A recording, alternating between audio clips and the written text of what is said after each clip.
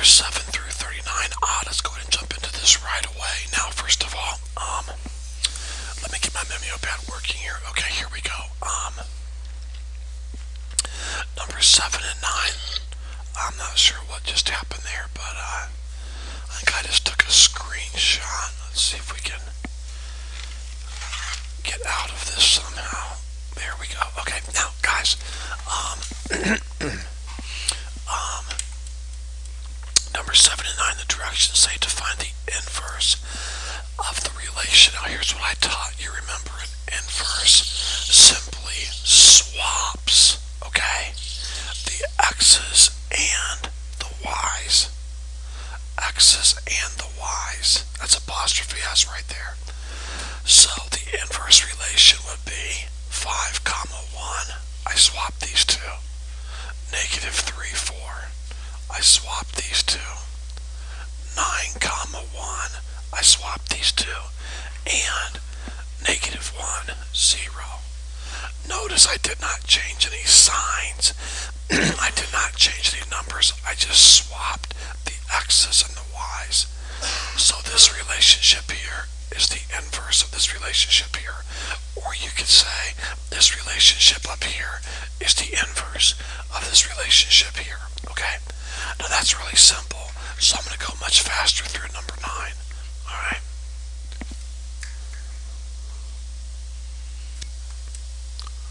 Okay, students, so here we go. Now, so the inverse relationship to this relationship would be 1, negative 3, 2, negative 2, 0, negative 1, and 3, 3. Okay? So I took all of these ordered pairs, and I swapped each ordered pair.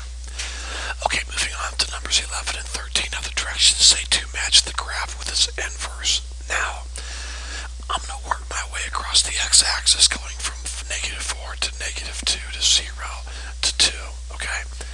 And I'm going to give an ordered pair, for example. At negative 4, my ordered pair is negative 4, comma, negative 4, right? Because each tick mark is 2 points, so I'm over 2, and I'm down 2. This is negative 4, negative 4. Now at negative 2, the ordered pair is negative 2, comma, 0, correct? That ordered pair right there is negative 2, 0. Now at 0, I'm at 4. So this ordered pair is 0, 4. And then this ordered pair right up here is you're over 2 and you're up 2, 4, 6, 8. Okay? So there's your there's 4 ordered pairs that lie on this line. Now guys, come on, think about it. Take each one of those ordered pairs that lie on this line and flip each ordered pair. And you'll get these ordered pairs right here.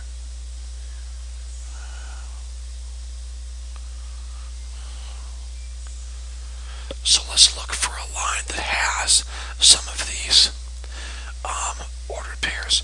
Here it is right here. We need negative 4, negative 4. It's right there. Check. We need 0, negative 2. 0, negative 2. Check. We need 4, 0. There's 4, 0. Check. And then if you extended this, guys, you would get 4, 6. You would get 8. Here's 2, 4, 6, 8, 2. You would get 8, 2. So there we go. This line right here is the inverse graph of this graph here. Do you see how I did that, guys? Let me go over it again. I found ordered pairs that lied on this line. Then I took those ordered pairs and I swapped them to give me the ordered pairs of my inverse. And then I found a graph that had these ordered pairs. So the answer, unless I made a mistake, should be C. Okay, now let's apply this to, well, now we know what the answer is, that's okay. Let's apply that to this. Right here I have negative 6, 2, negative 6, 2. I guess I could go negative 4 right here. I would have this ordered pair right here would be you're over negative 4 and you're up 1. So negative 4, 1. This ordered pair right here would be negative 2, 0. This ordered pair right here would be 0, negative 1. Because you're at 0 and you're down 1, this ordered pair here would be over 2 down 2. So 2, negative 2. And I'm going to stop right there. That's enough to get us an idea. So swap these two and I would get 2, negative 6. Swap these two, I would get 1, negative 4. Swap these two, I would get 0, negative 2. Swap these two, 0, negative 1. Swap these two and I would get negative 2, negative 2, 2. So I know this is not the answer. Negative 2, 2. That doesn't, there's no negative 2, 2 here. This does not have negative 2, 2. This one does. Negative 2, 2 is right there. Check. Over 1. This should be 1, negative 4. Over 1, down 4. That checks. 0, negative 2. 0, negative 2 right there. That checks.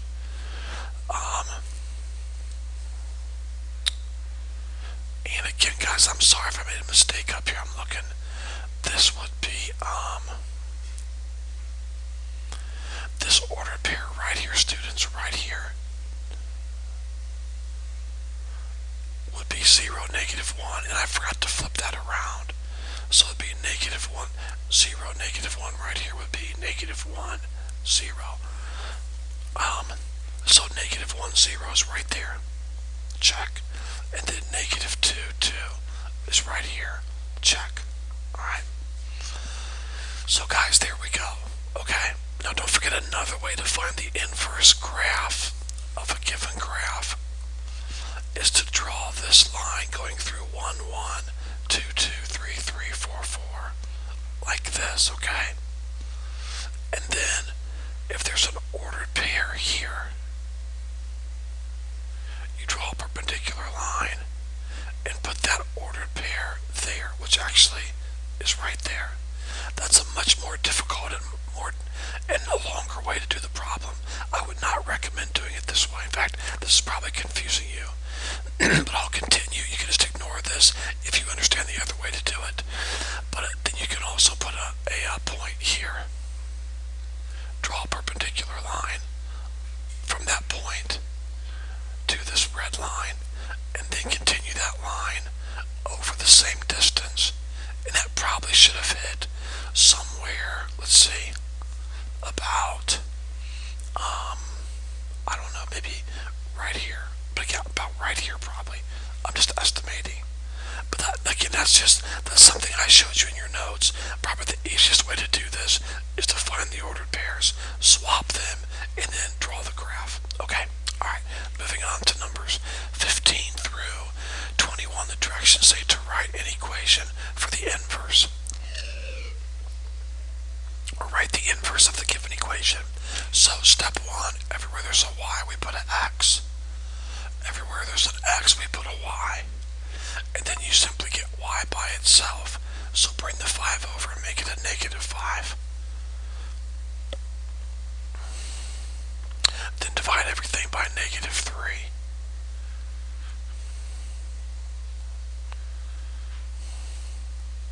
These cancel, leaving you with y.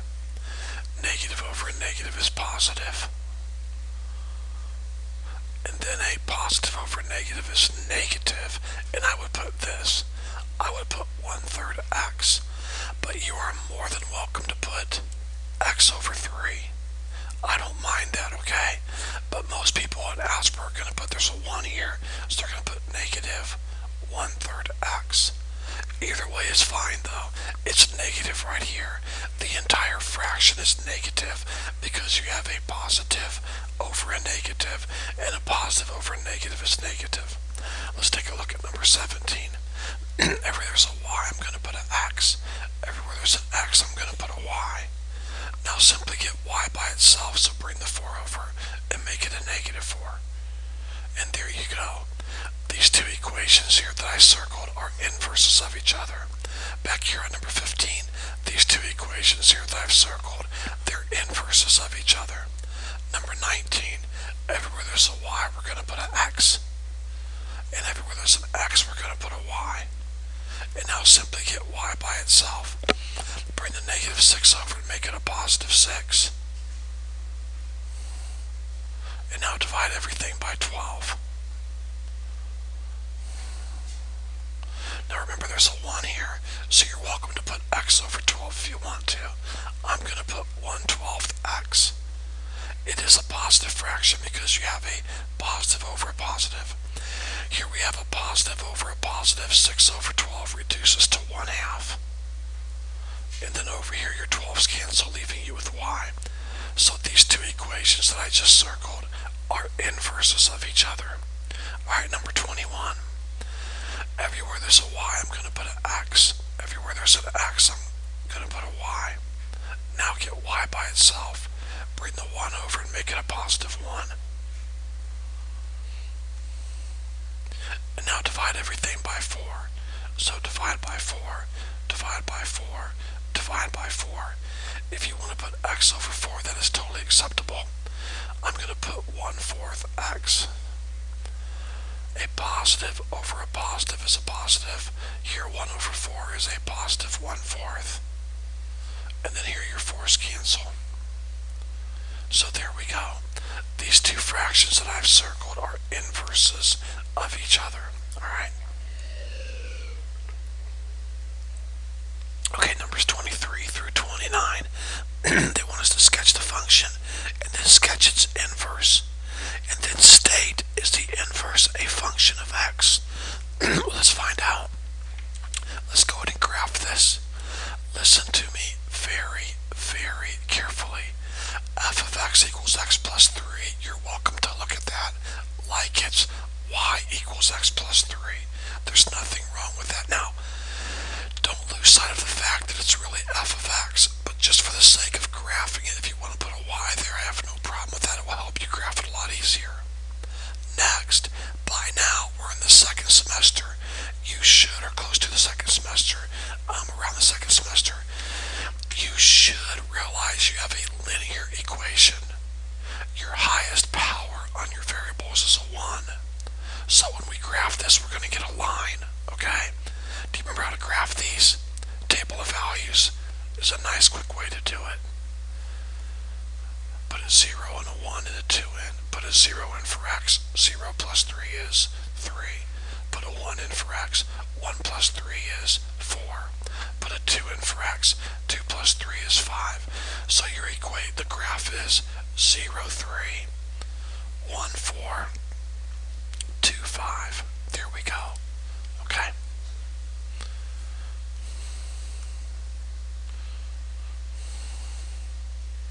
So there's your line.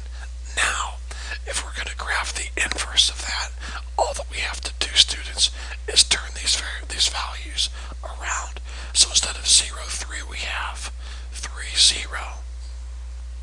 Instead of 1, 4, we have 4, 1.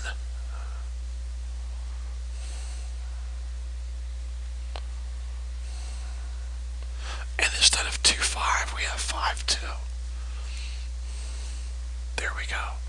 And so now we can draw this line quickly. Like that. Not the best line, but you get the point. There we go. Now, we've done step 1 of the problem. They wanted us to graph the inverse of the given graph, and we did that. These two graphs are inverses of each other. Okay? Now, next they're asking us, is this graph right here, this black graph, forget the red graph, is the black inverse graph a function? Well, guys, remember what I've taught you, the horizontal line test. Is there anywhere you can draw a horizontal line that crosses this black line in more than one place? And the answer is no. I don't care where you draw it. Did I say horizontal? Sorry, it's called the vertical line test. I apologize. I don't care where you draw your vertical lines. Every single vertical line will cross the graph only once. So, yes, this graph right here, this black graph, is a function of x. Yes, because it passed the vertical line test. Alright, number 25. Okay, here we go. First of all, if we're going to graph this, it's okay to use. Let me go back one problem. Well, actually, yeah, we'll leave that alone for now. Okay. Let's go ahead and I'm going to rewrite my problem like this. Now we really have f of x right here. But if it helps you to put a y, feel free to do that, okay? Now, once again, I'm going to quickly do a table of values. I think that's so quick to do. I put in 0, 1, and 2. I love to use this method when y is all by itself. Now listen, this is a linear graph. I have a power of 1 here and a power of 1 here. It's a linear graph. Put a 0 in for x. 3 times 0 is 0 plus 4 is 4. Put a 1 in for x. 3 times 1 is 3 plus 4 is 7. Put a 2 in for x. 3 times 2 is 6. 6 plus 4 is 10.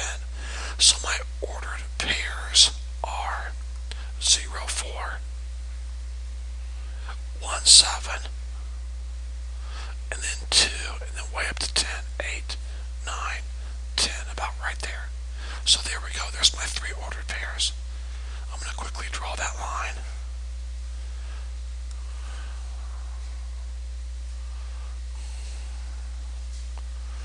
And we'll try to straighten it just a little, and I think that's going to be good enough. Now, let's graph the inverse of this graph. Okay, remember how to do that? Take these ordered pairs and turn them around. So instead of 0, 4, I'll have 4, 0. Instead of 1, 7, I'll have 7, 1. And instead of 2, 10, I would have 10, 2. So 7, 8, 9, 10, and then up 2. So about right there. Alright, so sketch that line real quick. And we have the inverse graph of the red line. Now, so step 1 is done. Did we graph this line? Yes. Did we graph its inverse? Yes. Now look at the black graph. Look at the inverse graph. The black graph. Is that a function? We'll use your your vertical line test. Use your vertical line test. Everywhere you draw a vertical line, does it cross the black graph only once? Yes. I don't care where you draw your vertical line. There is nowhere that you can draw a vertical line in which that vertical line will cross the graph in more than one place. It's not going to happen. Okay? So yes, this black line is a function of x. Yes. Alright, number 27. Now on this one here, you should recognize right away, we have a quadratic. A quadratic equation. Do you see that, guys? Look. We have a power of 2. Okay? Now listen to me carefully. We can graph this so quickly. Don't get discouraged and say, oh no, it's a quadratic. It takes so long. These are fast because there's no x term or no b term. In other words, you could write it like this if you wanted to. Now we're not going to, but you could. So you see a is 1, b is 0, and c is 1. Okay? A is 1, b is 0, and c is 1. Now listen, we know this is a quadratic equation because my x has a power of 2, and that's the highest power that I see. So I know that I have a power of 2. Okay? So, having done that, having said that, let's find the vertex like I've taught you how to do. Are you ready? Negative b over 2a. This won't take long, watch. Negative, what did I just say b was? A is 1, c is 1, b is 0. 2a, well there's a 1 right here. So a is 1. Now guys, look, we're finished. If 0's up top, 0 over 2 is 0. So just like that, I know my middle value, my vertex, is 0. And now watch how fast this is. Put a 0 in for x. 0 squared is 0 plus 1 is 1. Now for your x values, go up 1, go up 1, go down 1, go down 1. Put 2 in for x. 2 times 2 is 4 plus 1 is 5. Put a 1 in for x. 1 times 1 is 1 plus 1 is 2. Now watch, put a negative 1 in for x. A negative 1 squared, negative 1 times negative 1 is 1. And 1 plus 1 is 2. Put a negative 2 in for x. Negative 2 squared is a positive 4. Negative 2 times negative 2. And 4 plus 1 is 5. I can draw that very quickly. 2, 5, 1, 2, 0, 1, negative 1, 2, negative 2, 5. And there is my graph. Now guys, we can graph the inverse of this so quickly. Watch. Just swap these ordered pairs. Instead of 2, 5, we're going to use 5, 2. So over 5, up 2. Then we're going to use 2, 1. So over 2, up 1. Then we're going to use 1, 0. So 1, 0. Then we're going to use 2, negative 1. So over 2, down 1. And then we're going to use 5, negative 2. So over 5, down 2. Look at that. We have a sideways parabola. Okay? So there we did it. And by the way, if we were to draw that line like I taught you to do, going through 1, 1, 2, 2, 3, 3, 4, 4, so on and so forth like this, notice all of these points fall on a perpendicular line going directly across from each other. Okay? Alright.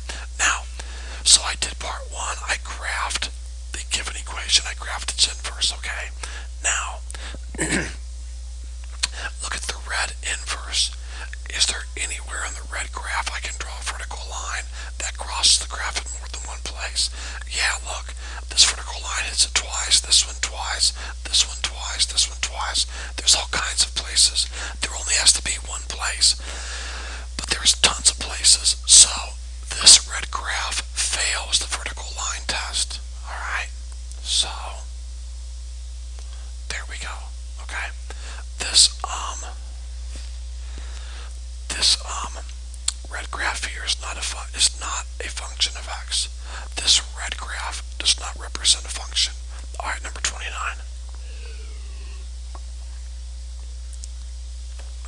Here we go.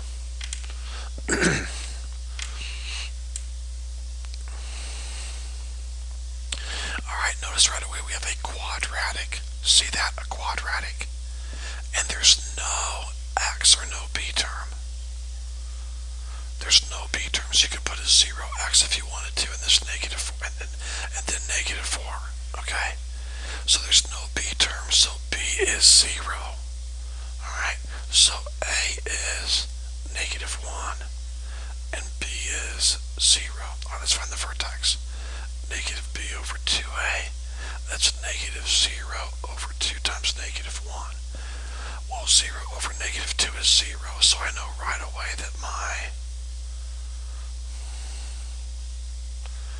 vertex, the x value of my vertex is 0. Put a 0 in for x very quickly. 0 squared is 0, minus 4 is negative 4. Alright, so here we go.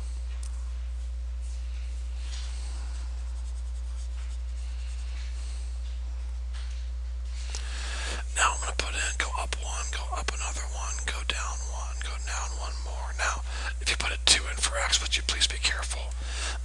When you put a 2 in for x, you're squaring the 2.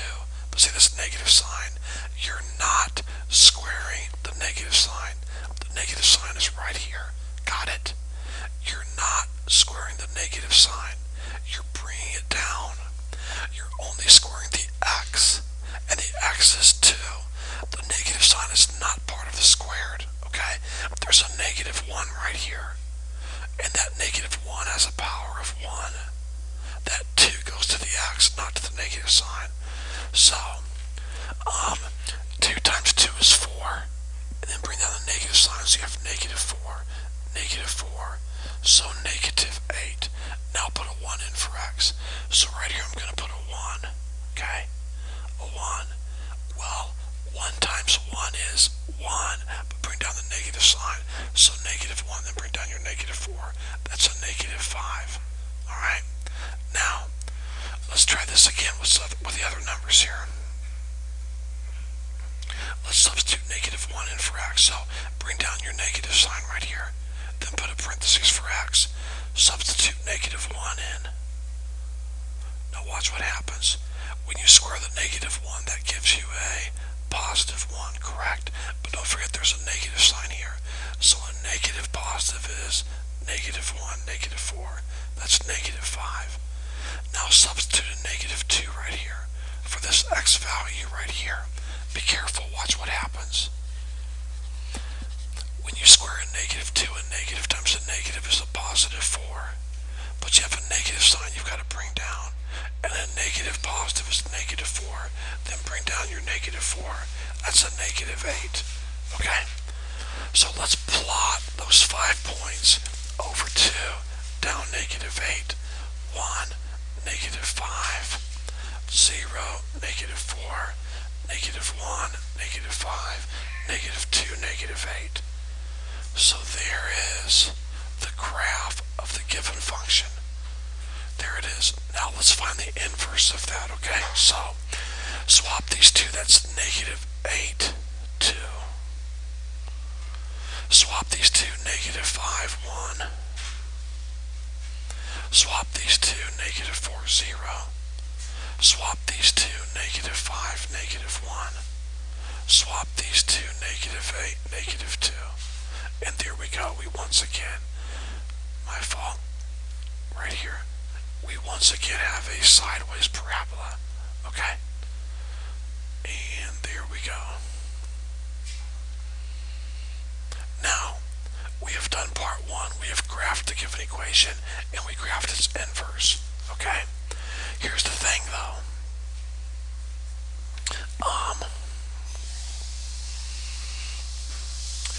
Now we have to decide whether or not this is a function. Okay?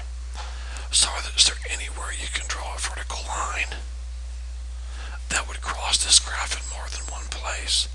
And the answer is yes. There's plenty of places. So this red graph fails the vertical line test. So no, it is not a function. Okay? It is not a function.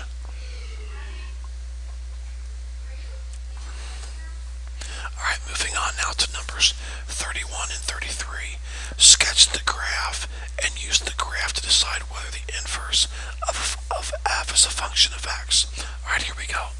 Here's what they want us to do. Listen to me carefully. They want us to graph this function, and then without graphing its inverse, they want us to state whether or not the inverse is a function. So let's take this one step at a time. Step 1, let's graph the given function, okay? The given function is a linear function. You have a power of 1 and a power of 1. So the given function is linear, so I'm going to use the table of values method. And I'm going to put in 0, 1, and 2. Alright, put a 0 in for x. 0 plus 1 is 1.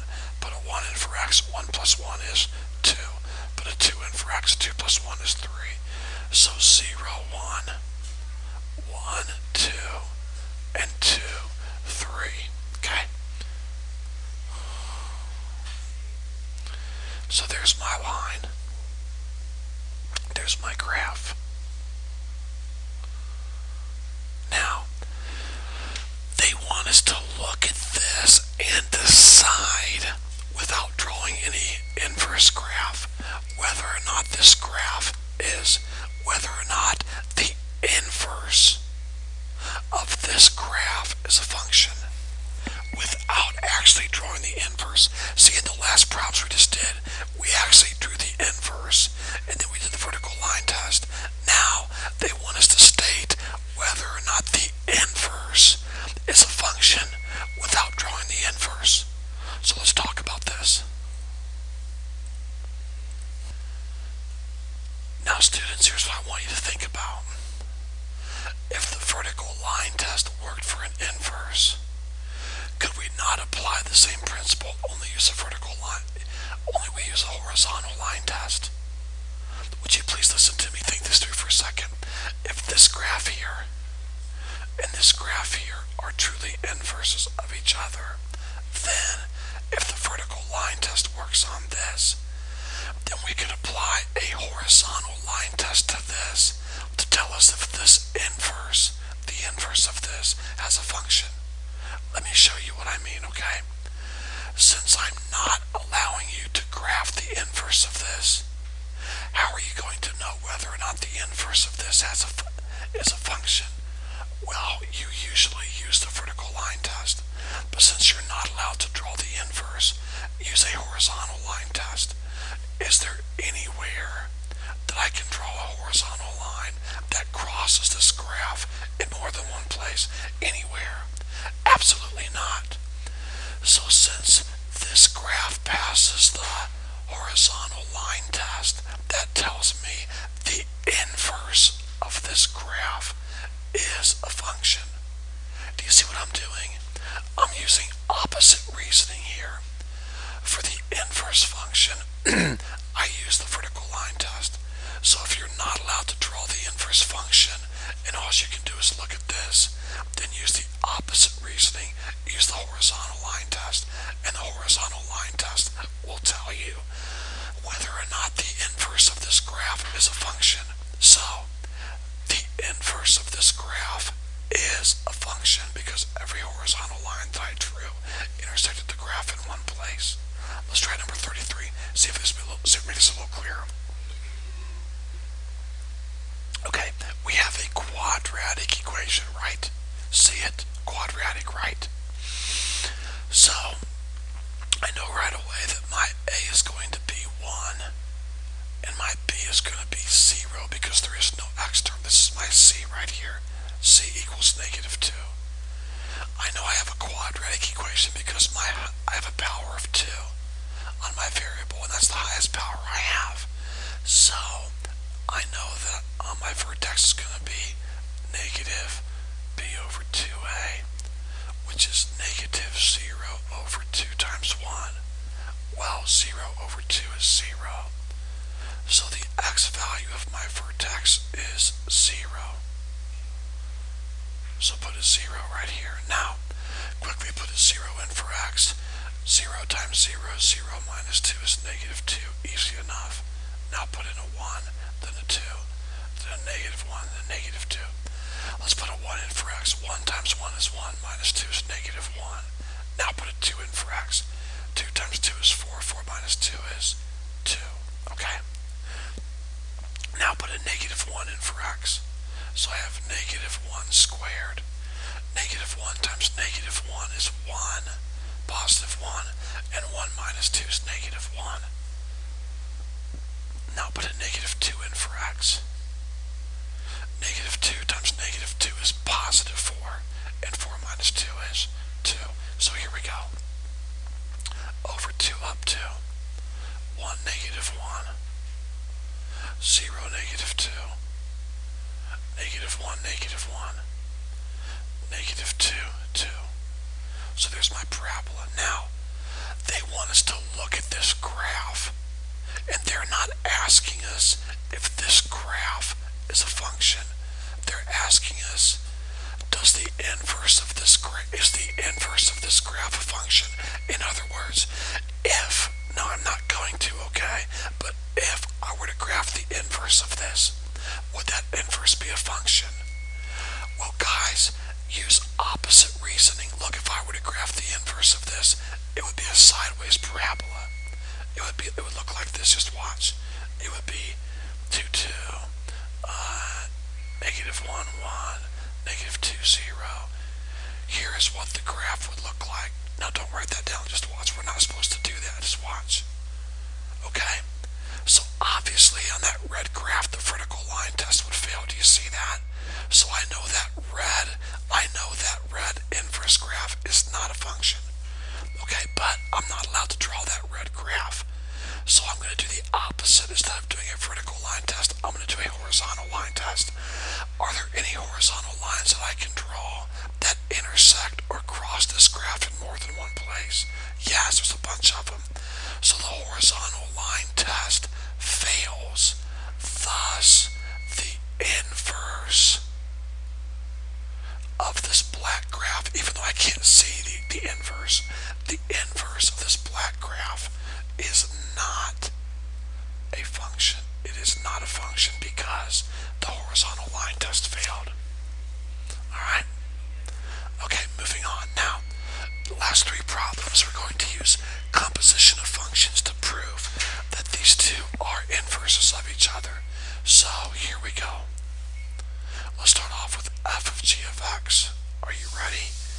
we go. F function first. X plus 9. Where the X is, put a big parentheses. And then go to the next letter on the inside, G. Pick up your G function and put it right here. Alright? There's a positive sign right here, so nothing changes on the inside. So I have X minus 9 plus 9. Those cancel, I'm left with X. And then next, I'm going to do G of f of X. Alright? So my outside letter is G, so I go to my G function and I write X minus 9. Okay? Then where the X is, I put a big parentheses. My next letter is F, so I pick up my F function and I put it right here in the parentheses. Now there's a positive sign outside my parentheses, so nothing changes on the inside. X, positive 9 minus 9. Positive 9, negative 9 would cancel, leaving you with X. Students, please listen carefully. You must get X out for both compositions. If you get an X out for one and you get like negative X for the other one, then you would say these two equations are not inverses of each other.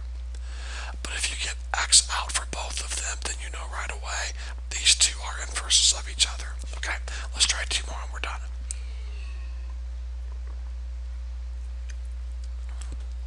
Alright, here we go. Let's do f of g of x. Alright, where the f function, f's on the outside, so pick up your f function and write it. And then where the x is, put a parentheses. And then the next letter is g, so pick up your g function and put it right here.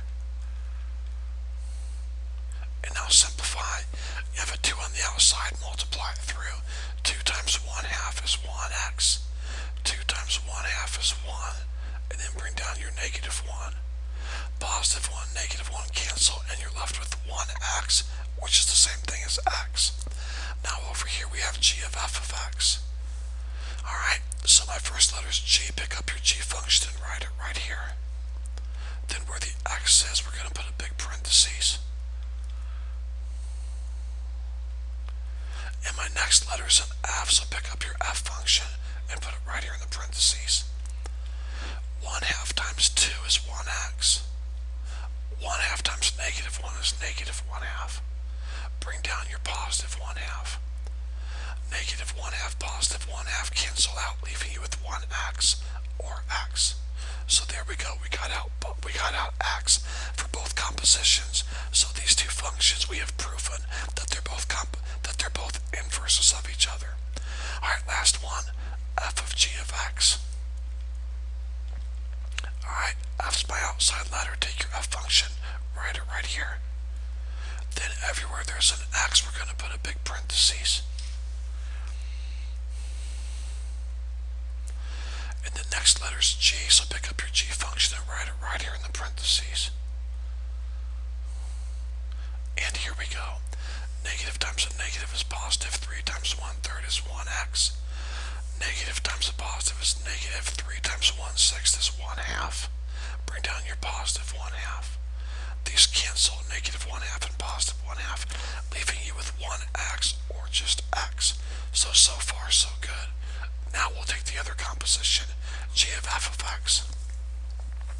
Outside letter is g, so take your g function and write it right here. Now everywhere there's an x, we're going to put a parentheses. My next letter is f, so pick up your f function and put it inside the parentheses. And here we go. Negative times a negative is positive. 1/3 times 3 is 1. Negative times a positive is negative. 1/3 times 1/2 is 1/6. Bring down your positive 1/6. Negative 1/6 and positive 1/6 cancel out, leaving you with 1x or x. There we go. Okay, so remember, anytime you want to prove whether or not two equations or two functions are truly inverses, you can take the composition going both directions, f of g of x and g of f of x, and if you get out x for both compositions, then you know they're both inverses of each other. Okay, I hope this homework video has been a help to you. If you have any questions, don't hesitate to call or email.